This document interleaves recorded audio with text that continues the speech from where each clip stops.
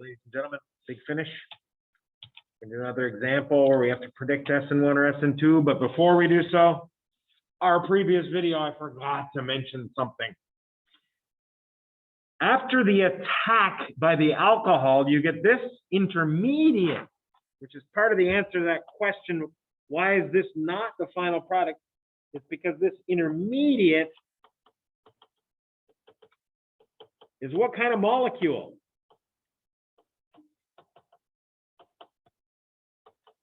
If I tell you -3, what am I talking about?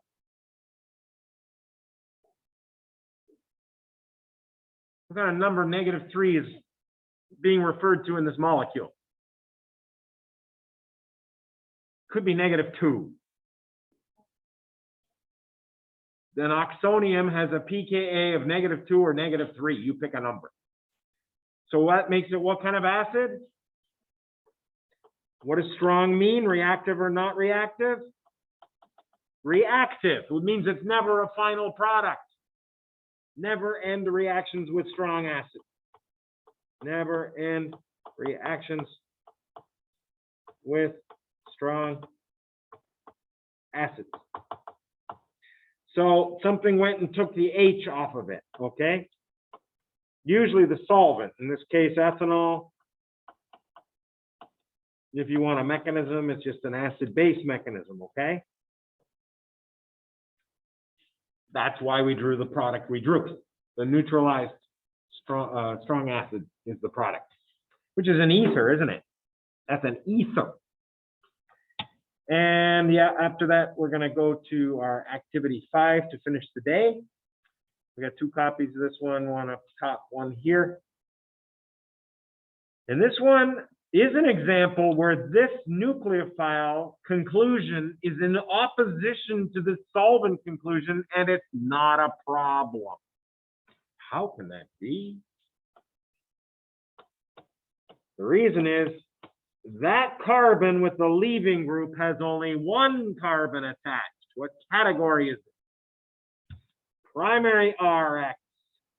What's your only conclusion immediately? You just said primary carbocation. That's haram. She said SN1, which means she said primary carbocation. Does it not? And she's covering her mouth now. She's being very sweet. Okay. Yeah, you can't have a primary carbocation. So your other option is, the correct option is SN2.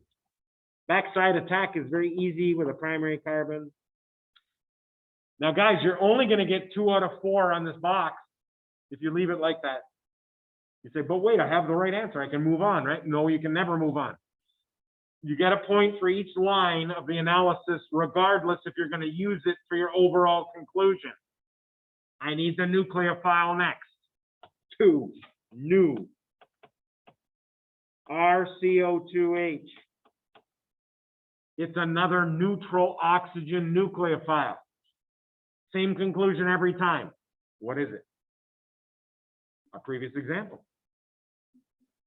I need a category first, then a conclusion, and the conclusion is not SN2.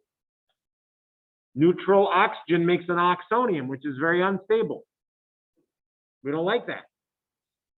So it's not a good reactant. It's poor. Poor SN1. But there's no way you can change this SN2 conclusion. So I don't care if it's a mismatch. 3, also a mismatch or a rematch. I don't even know. Solvent is toluene. Just C's and H's, right? What category are you with just C's and H's? A reminder of your categories. You ready? Polar protic. That has H bonded to O or H bonded to N. Wrong answer. Polar aprotic. I hope I listed polar protic first. Polar protic has H bonded to O or H bonded to N. Polar aprotic is DMSO, dimethyl sulfoxide, acetone, acetonitrile, or, oh, I forgot one, dimethylformamide. This is none of the above. This is toluene, non-polar. I need you to write down that you know it's non-polar, and I need you to write down that's going to slow down in SN1, therefore SN2 is favored, but yet it's not going to change your mind. It's just going to help you with the SN2 that you already concluded. It's going to make it a little faster. And big finish, copy the molecule, put the nucleophile where the solvent was, and don't just write new. That will be bad news. I'm going to draw the intermediate first, and you tell me how to fix it. There's boo, and here's the intermediate. It's the wrong product. Do not copy that as your answer. You're going to tell me how to fix it very soon. But you got to first tell me what happens to that stereo center during an SN2. Flips. Put the H on the wedge, the D on the dash. And how do you fix that product so that it's not an oxonium anymore? What do you have to remove from it? H plus.